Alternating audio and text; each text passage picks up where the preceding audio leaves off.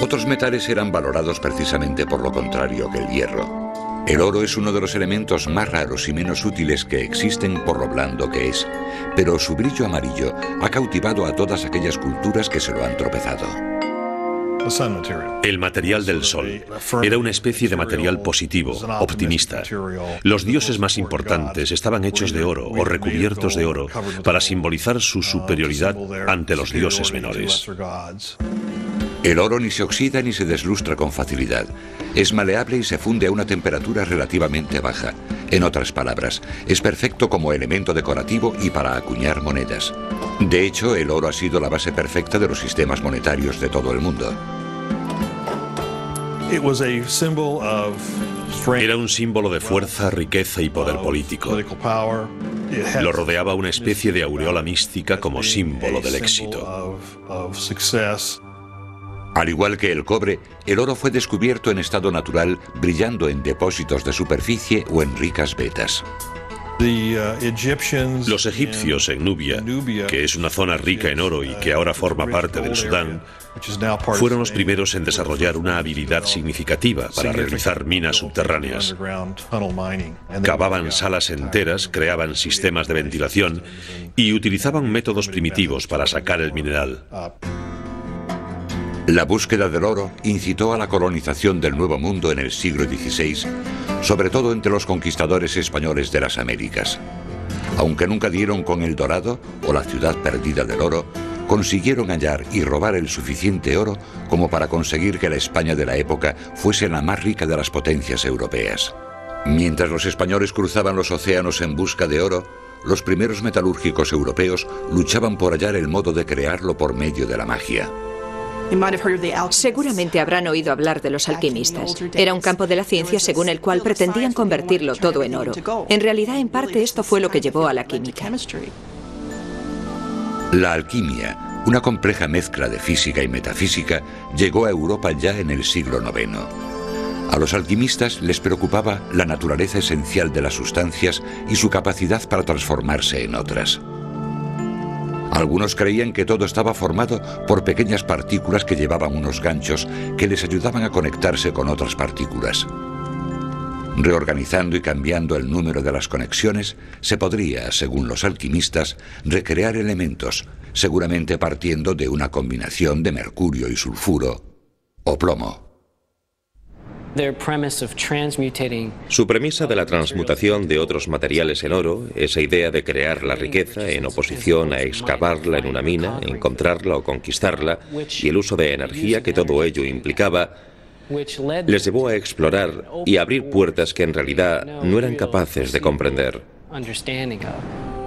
Los alquimistas se equivocaron en casi todo, pero en algunas cosas estuvieron a punto de tener razón. Su intento por fabricar el oro les llevó a descubrir útiles aleaciones de metales y el concepto de identificar los elementos por sus características de quemado. Discutible es que uno de los más famosos alquimistas fuese Sir Isaac Newton, que intentó crear oro partiendo de la base metal del plomo. Gran parte de los descubrimientos de Newton sobre la naturaleza de la gravedad se derivaron de sus errados esfuerzos por fabricar oro.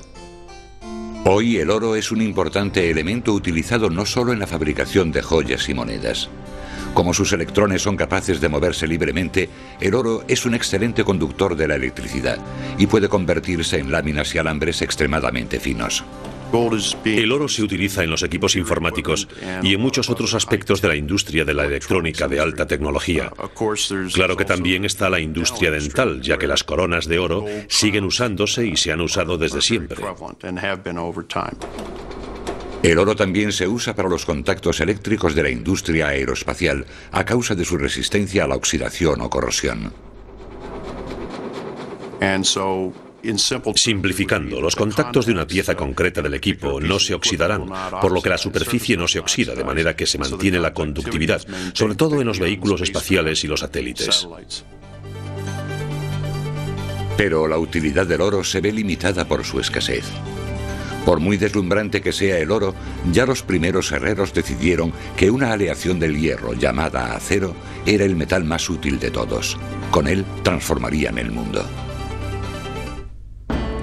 Una gran acería es como una herrería a gran escala. Aquí, millones de toneladas de hierro en bruto se transforman en acero. Este proceso poco ha cambiado desde el principio de la Edad de Hierro. Ya por entonces, los herreros reconocieron una aleación más fuerte que el hierro. Seguramente hasta el 1500 a.C. no se trabajó el hierro carbonizado a gran escala. Ese fue el principio del uso esporádico del acero. El acero, una aleación del hierro y el carbono, subproducto del proceso del hierro forjado, era más fuerte, más flexible y más ligero que el hierro, el cobre o el bronce. Se convirtió en el material preferido para fabricar espadas y armaduras, pero los herreros solo podían fabricar acero en pequeñas cantidades y con dificultad. Eso hasta mediados del 19, cuando la producción del acero se vio revolucionada por obra de Henry Bessemer. La tecnología fue desarrollada de forma independiente por dos personas distintas, y Bessemer registró sus patentes en 1856. El concepto de Henry Bessemer para la producción en masa del acero fue consecuencia de la Guerra de Crimea.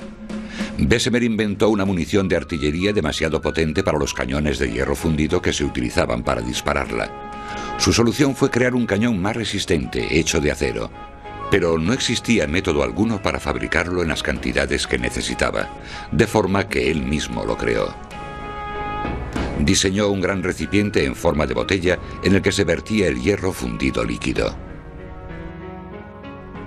En el fondo había una especie de grandes chorros de aire que bombeaban aire comprimido al caldero y que lo inclinaban hacia arriba, de manera que el baño de hierro fundido quedaba sobre el aire comprimido.